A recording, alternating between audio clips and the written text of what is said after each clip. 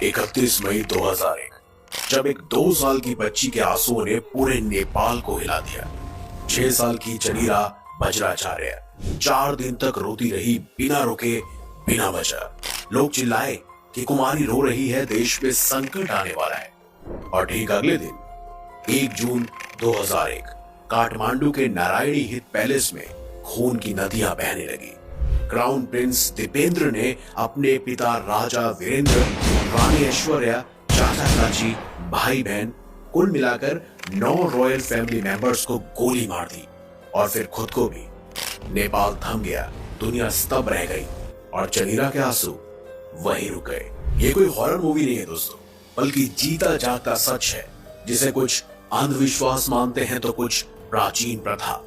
ये है नेपाल की सबसे रहस्यमय और सबसे पावरफुल परंपरा, कुमारी प्रथा, जहां 2-3 साल की बच्ची को उसके घर से अचानक उठाया जाता है। उसके माथे पर लाल सुनहरा मेकअप किया जाता है और फिर माथे पर तीसरी आंख यानी कि अग्नि चक्षु बनाया जाता है।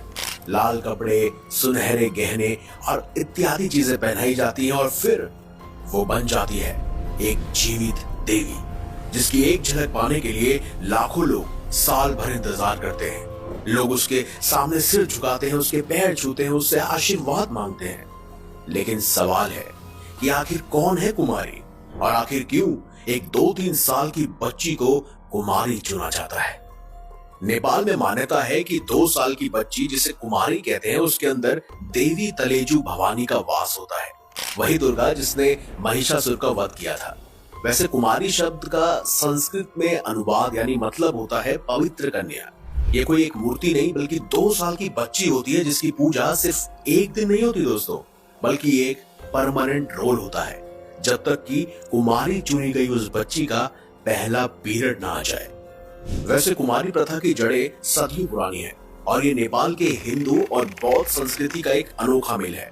कहानी शुरू होती है 17वीं शताब्दी की, वो भी मल्ला राजवंश के राजा जयप्रकाश मल्ला से, जहां राजा हर रात एक खास मेहमान से मिलने जाते थे। वो मेहमान कोई इंसान नहीं था, वो थी देवी तलेजू। कहते हैं देवी इंसानी रूप में आती थी और दोनों त्रिपासा नाम के एक पासे का खेल खेलते थे। लेकिन शर्त थी कि ये राज उन दोनों के बीच में ही रहना चाहिए, किसी को पता नहीं चलना चाहिए। और हर रोज राजा देवी के पास जाते। एक रात रानी को शक हुआ, उन्होंने राजा का पीछा किया और रानी ने अचानक से देवी को राजा के साथ खेलते हुए देख लिया। वहीं पर शर्त टूट गई, देवी गुस्से में गायब हो गई। राजा ने पूरे राज्य में खोज करवाई, व्रत रखे, पूजा की, अनुष्ठान किया, हवन किया, यज्ञ किया, लेकिन देवी नहीं लौटी। आखिरकार देवी उनके सपने में आई और बोली कि मैं वापस आऊंगी, लेकिन एक पवित्र कन्या के रूप में। इसीलिए जाओ, शाक्य जनजाति की एक लड़की को ढूंढो, उसमें मेरा वास होगा, उसे पूजो और उसमें मुझे देखो। बस यहीं से कुमारी प्रथा की शुरुआत होती है। आगे चलकर यही कुमारी प्रथा नेपाल को एकजुट करने वाली थी। राजा को देवी की सुरक्षा मिलती थी और कुमारी के आशीर्वाद से उसका शासन वैध माना जाता था। वैसे ये परंपरा 2300 साल से भी अधिक पुरानी है। कहते हैं 13वीं सदी में लिखित रिकॉर्ड्स में इस बात के प्रमाण आज भी मौजूद है दोस्तों। देखा जाए तो आज भी नेपाल के कई शहरों में कुमारियां चुनी जाती हैं। मतलब हर एक शहर की एक अलग कुमारी होती है, लेकिन काठमांडू की रॉयल कुमारी सबसे ज्यादा जरूरी और सबसे खास है। वैसे हालांकि जो कुमारी चुनने की प्रक्रिया प्रोसेस है, वो दुनिया के सबसे कठिन और सबसे रहस्यमय प्रक्रियाओं में से एक है। कहते हैं जब पुरानी कुमारी का पहला पीरियड आता है तो उसके शरीर से खून निकलता है, जिस वजह से देवी उसके शरीर को छोड़ देती है और उसके बाद नई कुमारी चुनने का प्रोसेस शुरू हो जाता है। इसकी जिम्मेदारी 5 ब्रह्मचार्य प्रीस्ट पर होती है, जो पंचबुद्ध भी कहलाते हैं। अब कुमारी चुनने के इस प्रोसेस को बारीकी से समझते हैं। सबसे पहले नेपाली अखबारों में विज्ञापन निकलता है कि नई कुमारी के लिए शाक्य जाति की लड़की आवेदन करे। वैसे लड़की की उम्र 2 से 5 वर्ष के बीच ही होनी चाहिए और उसके शरीर पर कोई दाग, कट या चोट का निशान नहीं होना चाहिए। कभी भी उसका खून ना निकला हो, यानी कुमारी को कभी भी पहले पीरियड्स ना आए हो। वैसे कुमारी का मतलब ही पवित्र कन्या होता है, इसीलिए ये सब प्रोसेस मान्य होते हैं। अगला स्टेप है 32 मैचिंग फिजिकल सिम्टम्स।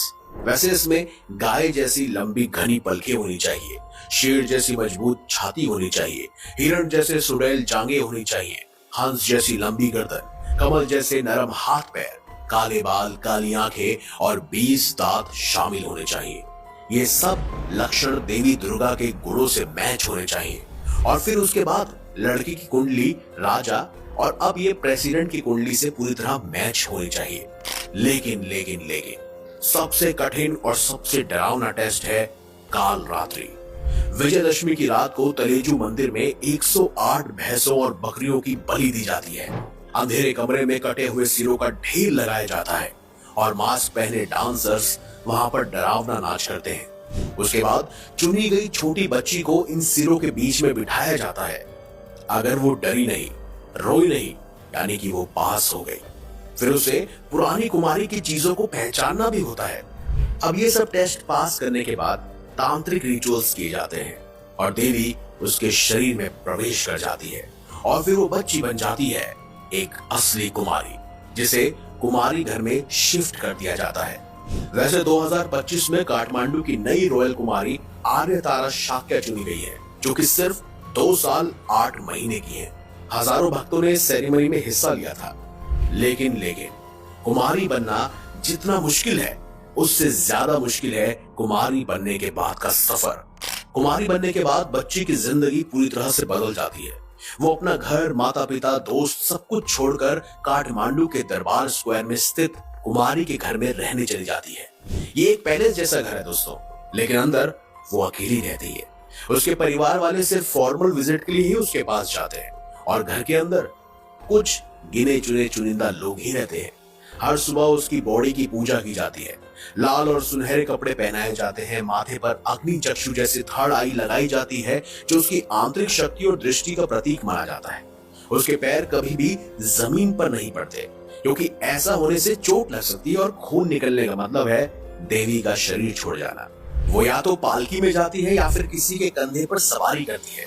जूते पहनना पूरी तरह से मना है। सिर्फ जरूरत पड़ने पर ही लाल मोजे वो पहन सकती है। वैसे कुमारी कभी बोलती नहीं है। हर भाव का एक अलग मतलब होता है और उसके विचार सिर्फ उसके चेहरे के भाव से समझे जाते हैं। अगर वो रोती है, जोर से हंसती है, तो बड़ी बीमारी या मौत आने वाली होती है। आंख मलना या आंसू आना मतलब मौत का संकेत है। ताली बजाना यानी राजा से डरने की सलाह दी जाती है। खाना छूना यानी कि पैसे के नुकसान का मतलब। और अगर वो पूरी तरह से स्थिर रहे, इसका मतलब है कि मनोकामना पूर्ण होने वाली है। लेकिन अब दोस्तों कुमारी प्रथा विवादों में है, क्योंकि ये चाइल्ड राइट से जुड़े सवाल उठाती है। 2007 में पूर्व कुमारी पूर्ण देवी महार्जन ने सुप्रीम कोर्ट में केस किया। ये परंपरा बच्चों के अधिकारों का उल्लंघन करती है। कोर्ट ने फैसला दिया कि परंपरा जारी रहेगी, लेकिन कुमारियों को एजुकेशन देना अनिवार्य हो जाएगा। ये परंपरा नेपाल की आत्मा कही जाती है, जहां एक बच्ची देश की रक्षा करती है। लेकिन चाइल्ड राइट्स, एजुकेशन और मेंटल हेल्थ के मुद्दे बहुत गंभीर हैं। अब आखिर में सवाल यही है दोस्तों, क्या कुमारी प्रथा भविष्य में टिक पाएगी? आपको इस बारे में क्या लगता है और आपकी क्या राय है? कमेंट बॉक्स में हमें अवश्य बताएं।